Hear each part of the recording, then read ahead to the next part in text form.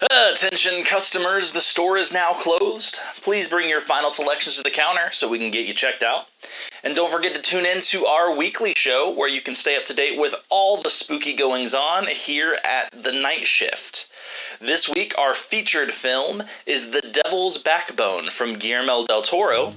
As always, thank you for choosing Night Shift Video. Keep your popcorn hot and your movies scary.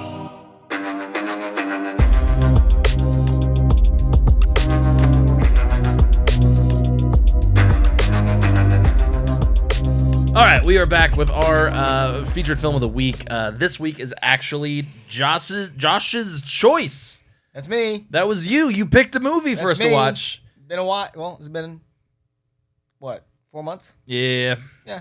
Yep. Last one was a good one. Last one was a good one. Your last pick was what's In the what's Mouth it of called? Madness. That's it. I was gonna say Of Mountains and Madness. Hey, I'll watch that. Yeah, it was a good one. And so this week you went with The Devil's Backbone, 2001. Yes. Guillermo Del Toro. Our boy. Well, I guess. I don't think we've ever referred to him as our boy. I don't think we have. I like him. I like his work, generally speaking. I love kind of his cinematography and just artistic choices. I think he's a mastermind when it comes to that kind of stuff. I will say, I think that he gets lumped as kind of a horror icon. He's not. Even though he's never made a horror movie. I think he does. He has sometimes scary-looking fantasy imagery. Yes. It gets lumped in. And the biggest being Pan's Labyrinth, which right? is on my top 10 of movies, period. Really? Yeah. I did not know that. I love that movie. Oh, man. That's cool. So obviously that movie has Doug Jones in it. Yes. Who is in everything. Is in everything. And he's so good. He's so good. I freaking love the guy. I haven't gotten to meet him in person. I have seen him at a convention, but it was one of those things where I had to pay to get any closer to him, and I'm like, I'm not gonna do that. Yeah. But hey, look, it's that weird movie and skinny guy. I mean, you can't miss really him. Tall. He's so tall. But he's awesome. He's a Ball State alumnus. Really? Yeah. So he was a huge deal in Muncie around the time of Silver Surfer, because he was, or not Silver Surfer, it was Fantastic Four: Rise of the Silver Surfer. Yeah. He was Silver Surfer, and Fantastic Four took a backseat in a movie that had their name on it. Yeah. Well, that's not even. Yeah, it's rough, but he was great in it. He was, and he just always is great and terrifying, and I love seeing that. Obviously, he's the guy that you get to act in a suit. He's done so much motion capture or wearing prosthetics and things like that, and that's really cool. But I think what's even more interesting is he's been able to bring such a level of actual acting, I believe, to a lot of those roles. I mean, maybe not as much in Pan's. I forget what's the name of that character that he plays in that. I forget what they call it. A wood nymph. Or no, crud. Yeah. Yeah, the dude with the horns. Yeah, really whatever. Cool. But he also plays the eyeball guy. That guy. What's that guy's name? I don't know. He's got a title so too. crazy. He's like the pale man. Oh, I yeah. think. Yeah. Yeah. But yeah, so and most recently he's been Saru in Star Trek Discovery, which you haven't been watching. But actually, I think out of all the Star Treks, I think you'd really kind of fuck with this one because it is on CBS's All Access thing, but I pay for it, so I could probably give you access. I don't know what you're talking about. But they have definitely tried to take it in more of a modern TV direction than I would say any Star Trek before. So much more playing off of things like Lost. I mean, you can't. Any modern TV, you're going to compare it to either Lost or Breaking Bad or Fringe, but Fringe is still also a lot like Lost. So. Yeah. So those are kind of the big ones that have changed the game, and so this one really kind of falls a lot more into that. So a lot of hardcore Star Trek fans have kind of been panning it because of that, because that's never really what Star Trek was. Get over yourself. But it is badass. It's way more cinematic and cool and interesting, I would say, and easier to digest to a modern audience than a lot of old Star Trek. But anyway, he's Saru, and he is this tall alien. He's like a humanoid, but kind of has the biology similar to like a cow. Like his people were like basically used as cattle, like his race, and then like he left that and like joined Starfleet and became like a Starfleet commander, even though like in his mind he was born to be slaughtered. Like, so he's like a dairy Spock. Yeah.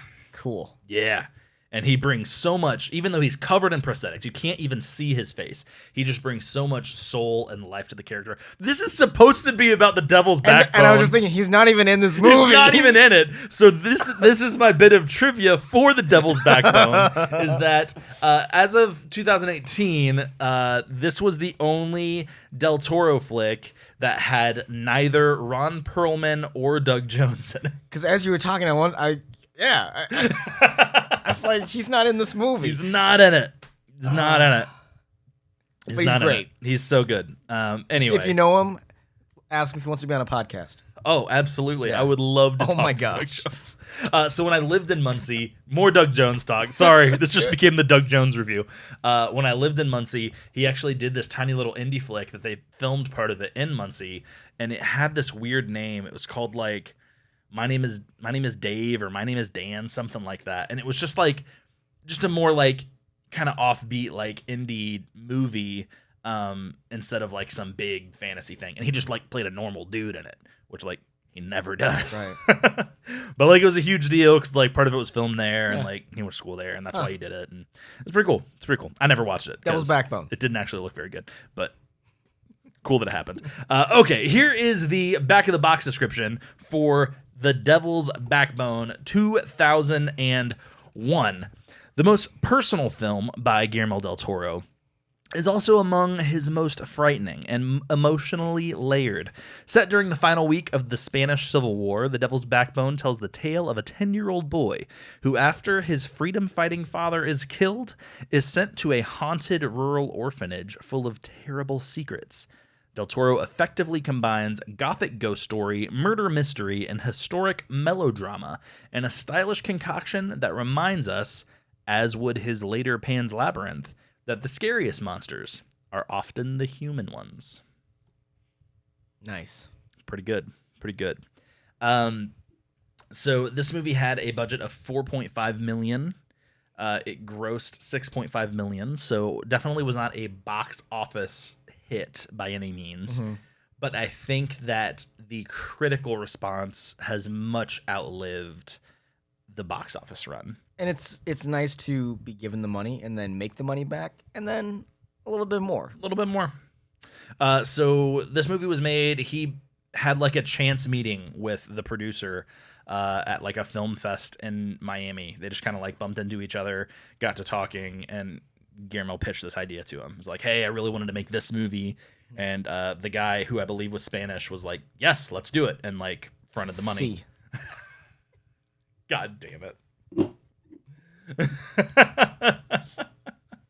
And so yeah, that's how we ended up getting it. He calls it a sibling film to Pan's Labyrinth, with this movie being what he calls the brother, and Pan's Labyrinth being the sister.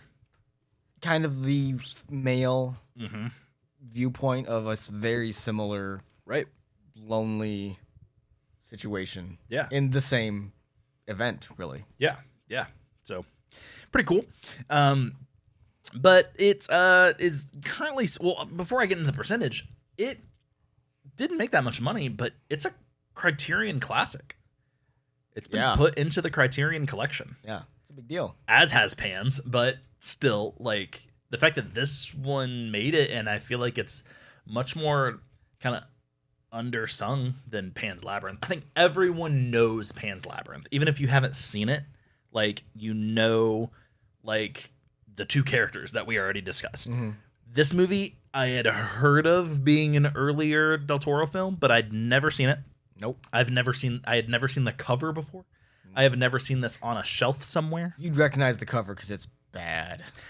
I actually wanted to, starting with this movie, especially because, you know, we do the video store thing. I wanted to start talking about also kind of reviewing the cover of movies as well, because a lot of times in the 80s and 90s, that's all you had to go off of was what was on the cover. This cover is First of all, looks like a movie from maybe the 60s. Oof. And I'm not... that can be a cool thing. I'm not saying all movies from the 60s are bad. Yeah, no, not a good movie from the 60s. Not a good movie from the 60s. No. This definitely looks like bargain bin material as far as the cover. And there's been a few different cover releases, and most of them are bad. Yeah, it looks 6 years old. Yeah. And bad. I would say that the only good cover is probably the actual Criterion cover, which I don't know if you saw that one, but it's pretty good. It actually looks like something that would have been drawn by Mike Mignola, who is the artist on the Hellboy comics. So I do actually, because his style is very unique, and so I do actually wonder if Del Toro had a relationship with him through doing Hellboy, that maybe he got him to do this drawing that they used as the cover for the Criterion collection. Because it's really good, and it's super moody, and like it's like all black, and then you got like Ghost Kid and like this red thing like billowing out of Ghost Kid's head. Like, it's great. But none of the other covers are great. I posted one of them on Instagram leading up for today, and when we started the movie and I saw that, I went, "Oh, what have I done? Have I chosen the wrong movie?" And I think that, thinking about the 80s and 90s, if I was walking around Milton's Tanning and Video or Dave's Video or Blockbuster or Hollywood Video or Movie Gallery, I think those were all my hot spots. I would not have given this movie a chance. Nope. I wouldn't have even picked it up. I wouldn't have even looked at it close enough to see that it's a Del Toro film. No. No. No. Yeah, it just doesn't look great on the box. So the gist of the movie, we did the back of the box, but essentially, like, trying to do this as spoiler-free as possible. We have a great kind of dark fantasy fairy tale kind of setting with these great kind of dark fantasy characters. So many of these characters kind of remind me of like Roald Dahl, like the lady with the wooden leg. Like, that just makes me think of something that would have been in one of his books, And I think Del Toro is great at making those things come to life and making them like the scary version you imagined in your head when you read that book, rather than like maybe what the book actually was. It's told from it's like a coming of age story told from the viewpoint of like a 10-year-old, because these things that may not be actually as scary as they are just perceived this way. Yeah. And I think the way it shows kids seems very much more like early 90s, like Stand By Me type of movie, and definitely not like 2000. Dude, I could, and that you saying that just kind of made me like the movie more, of thinking of it as like a Spanish Stand By Me, but with ghosts. And like, I'm kind of about the same amount of dead bodies. No, actually, no, not by the end. No. So essentially, this kid gets put into this orphanage, and it's rough, as I'm sure a lot of orphanage in that time period were, probably all around the world, not just in Spain. But ends up kind of, obviously, he goes through the whole new kid shtick with everyone, which always sucks. At that point, it felt like watching Holes. Again, that's not a bad thing. I love Holes. And then ends up kind of doing this like ghost story thing, and he sees this ghost figure who ends up being, as far as we know, a actual spirit of this boy Santi, who was killed at the orphanage. And then there's he disappeared. Yeah. And then there's just this whole story about kind of gold being hidden at the orphanage. It's kind of a red herring, actually. Yeah, right? It was a plot point, but it didn't matter. Yeah. Anyway, again, trying to keep it as spoiler-free as possible. I guess I can't say much else other than that. There's a story behind the ghost. Yes. And all of the kids get wrapped up into the story. And then in the end, things happen.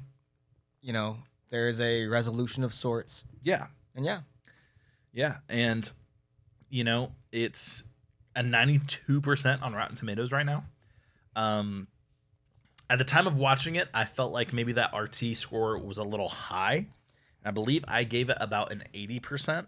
The one caveat always being that usually on Mondays we're coming in because we've called it Scary Movie Monday for as long as I can remember, and usually that's what we want from the movie, and this movie doesn't necessarily deliver that. It's not a bad movie. It's a great movie.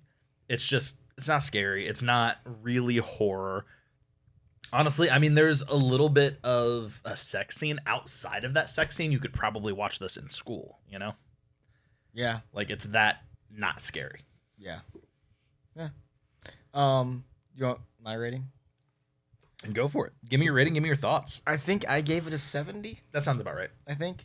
For pretty much the same reasons.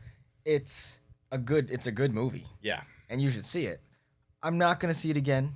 But I really enjoyed having, like, when they talk about Guillermo Del Toro, I can go, oh, have you seen this? You can kind of see where the rest of this stuff comes from. Sure.